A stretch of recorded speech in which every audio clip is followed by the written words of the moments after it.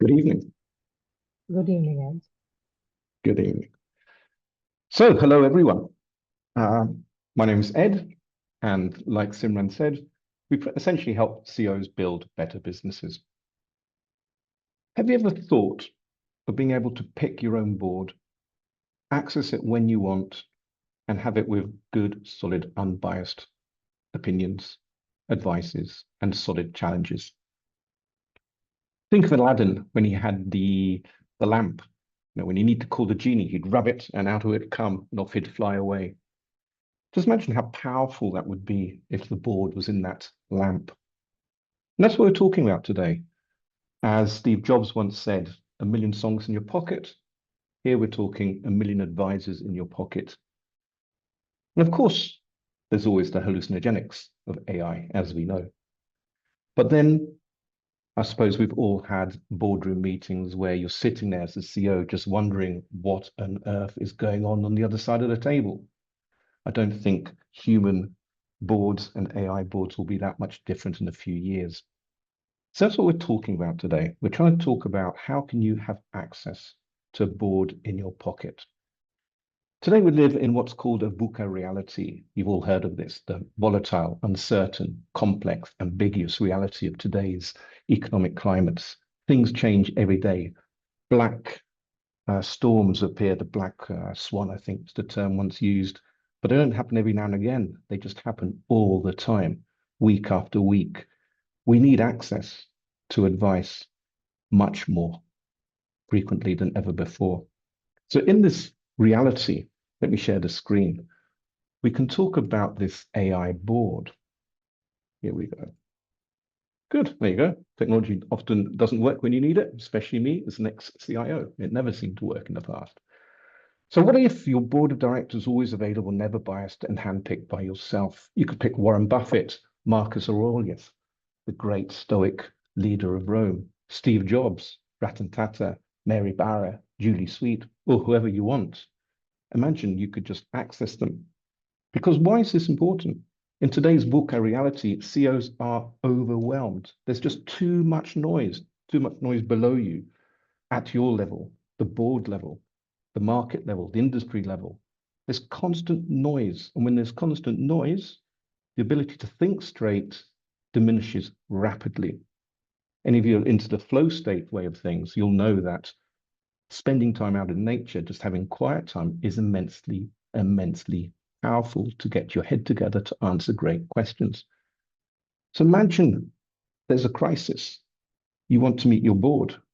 Traditional boards are not available. They too are busy, busy, busy. Their time is not linked to your time always. You'll have your set times, but when you need them most, wouldn't it be easier just to call it up in your hand, take it out of your pocket, and have that conversation? This is what this is all about. The boardroom of the future. So especially for the SME where boards are rather expensive, where you're not always able to pick the right person you want on your board. The great companies, yeah, a lot easier. But sometimes you even end up in a board which is very, very toxic. How many of you have been in situations where there's a hostile takeover, or you're just in there just dealing with unbelievable noise and stress? So this board in your pocket can also help you prepare for that. It's not just when I need advice. It could also be when I need to prepare for the real board meeting around the corner. So these are things that it can give you. Meeting memory. It can retain every discussion, every action with simple reference. You can choose who you want. Obviously, how you build that board, AI board, is critical. Do you just build it on a normal platform, or do you build it with a platform which has solid security in the background? But not just the security. If you're talking to Warren Buffett, do you want the Warren Buffett of 20 years ago, 1 year ago? Do you want the Winston Churchill of World War I or the Winston Churchill of World War II? You don't know when you're interacting with a normal AI. So if you had it well organized, the actual responses would be much better. You can use it for simulation. You can use it for just general banter, but it's always there. And of course, you can change the board as and when you want. So let us actually have a little demonstration of what we're talking about. Now, I'm assuming you can see my screen. This is a wireframe. It's not the real thing, but it's give you a flavor of what this would look like. So first you'd log in. Allow me to do so.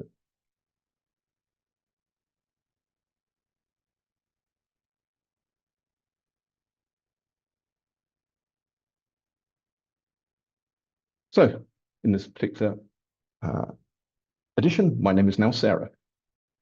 So Sarah's logged in, right? She gets her screen. She has her home button on the left. And we'll just quickly go through these different options that we can play with. I could ask it for strategic advice, or I can go and practice. The practice, we call it the Dojo. I'm a big agile fan and teal fan, and I think a lot of the practice modes of the Shuhari way of what we find in Japan is very, very useful. So calling it Dojo gives it a little playful but serious element. But on the other side, you might just want the strategic advice.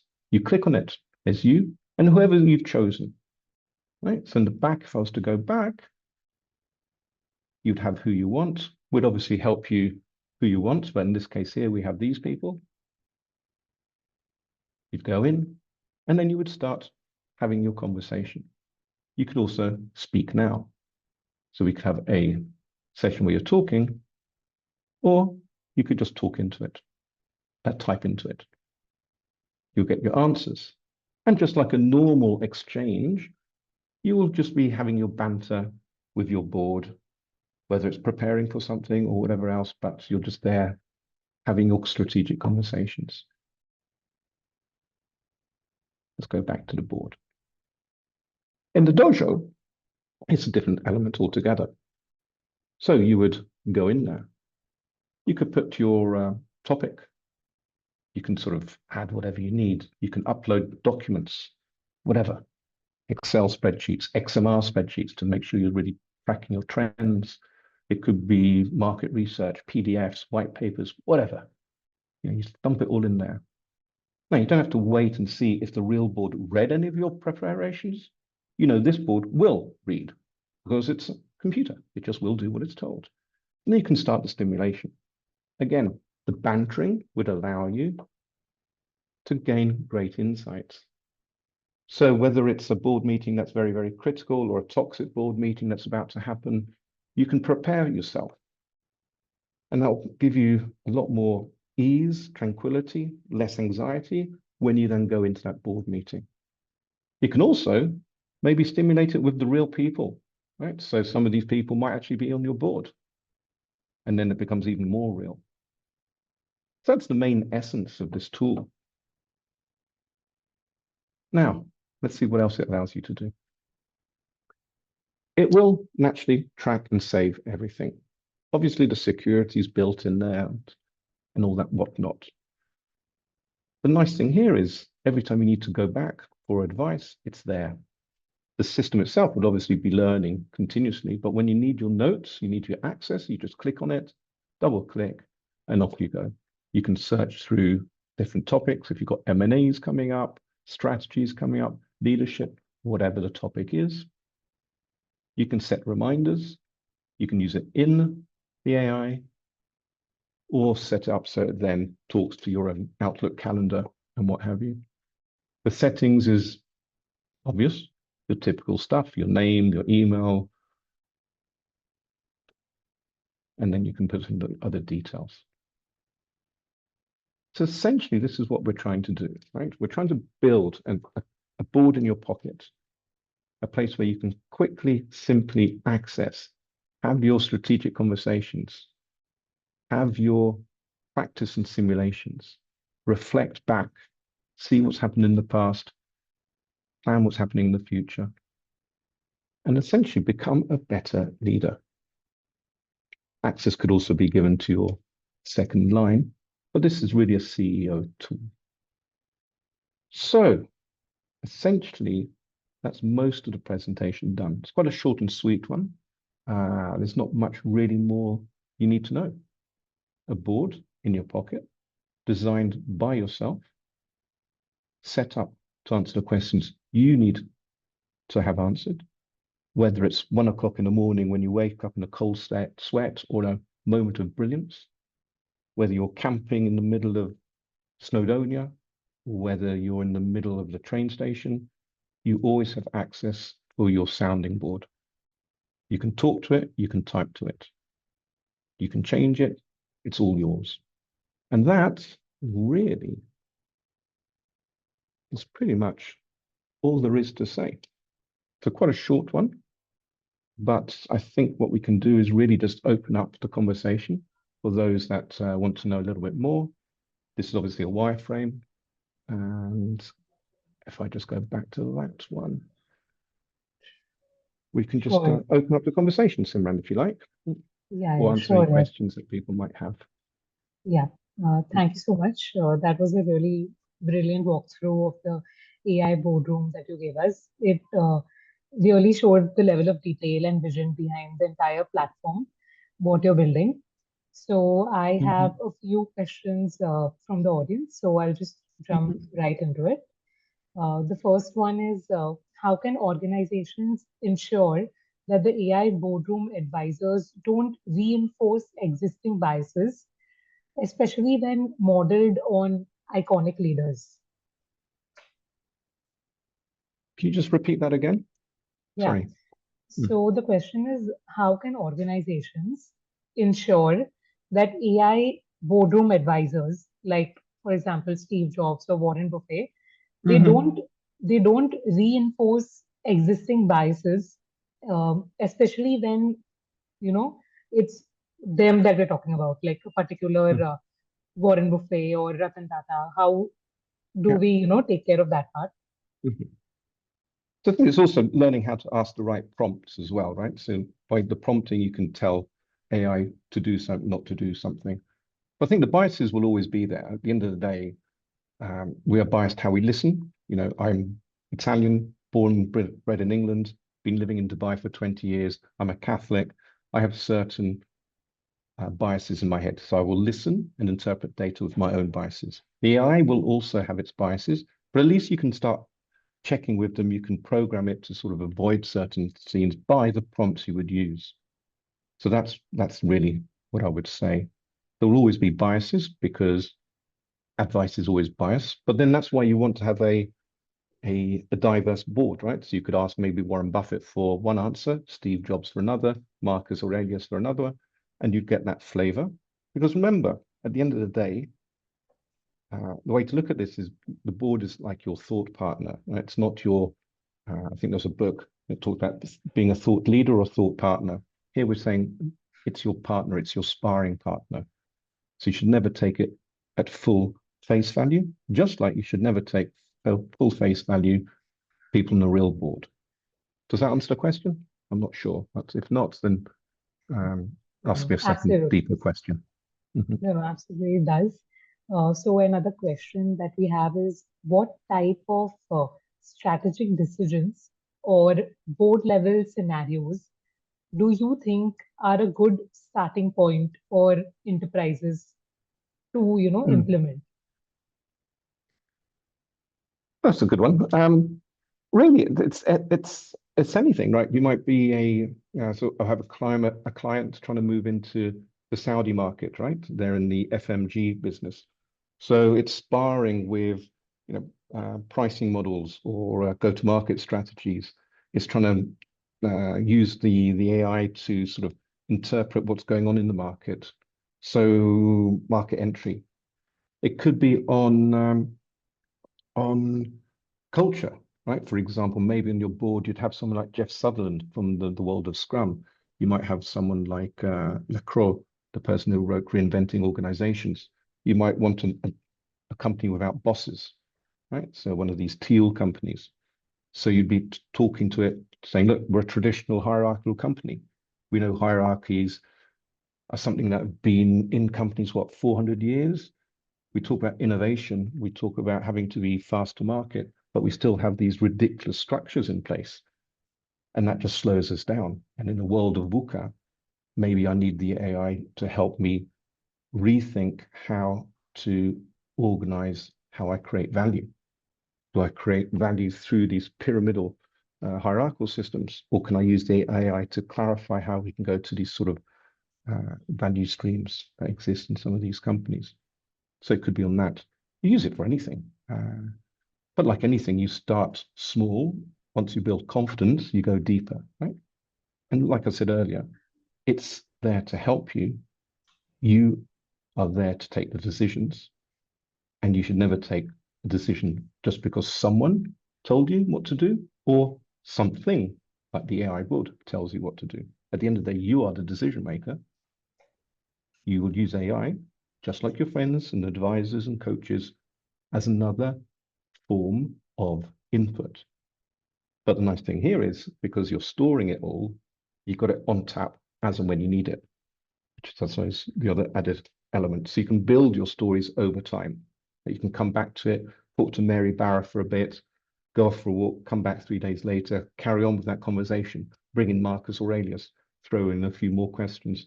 So it becomes a much more easier way to communicate and structure your strategic thinking and planning. Correct. Yeah, it sounds extremely useful. So the last question I have is, how do you see AI boardrooms coexisting with human intuition and experience in decision making? Is this a shift in authority, according to you? Not a shift in authority, definitely not. For sure. I mean, the authority is down to a human at the end of the day, right? Now, you see some of these people really sucked into the world of their telephones, and they believe everything they see in TikTok or this, that, and the other. And you see it with AI, right? I mean, AI told me this, ChatGPT told me this. Well, yes, and do you not have a brain? You're still a human being that takes its own decisions. What I say to all my clients is AI will replace jobs. 100%. I don't care what other people say, but it will replace the jobs of the people that have not used AI to augment their own thinking, their own abilities. Right? Every single team should have an AI helper, right? It should just be the way, right? Whether you're a marketing team, whether you're a product development team, whether you're a software development team, I mean, software developers are actually using the AI to do coding, to do their retrospectives, to do everything. So why can't a CEO have his little helper? And this is what the AI board's about. It's your little helper. It's in your pocket. It's there to help you when you need it, get stuff done. But then you take the decision and you move faster.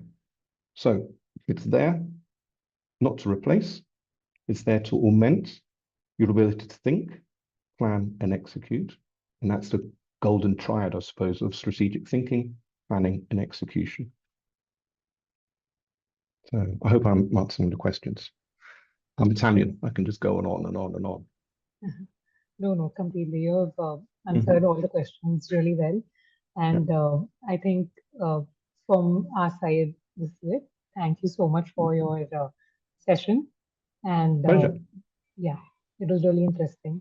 Glad to have you on. Yeah. No, it's a pleasure. It's a pleasure to be designing these things. Sandeep, how are you? Very, very well, Ed. I'm so glad that you took this session. It was your idea and very impressive. Wish this was available in front of us maybe 3 years back when we started to really look at our board. And we had to obviously collect our advisory board members from all over the world. And they have really helped us navigate our company in the right direction. But imagine if this is augmented 10x by Steve Jobs or Ratan Tata, I think it would have been a phenomenal support for our executive team moving forward. But great idea, Ed. It's been phenomenal hearing you, and the simplicity of that idea actually what strikes us, right? The way you've articulated the importance. It's the most complex platform, I would say, because of the impact it will have on the way the company is run. The impact is very high, but the solution is very simple. Yeah, it's so intuitive to have all these senior leaders with us, and it's a sounding board, people who you can argue with, people who can guide you, people who can help you through some challenges.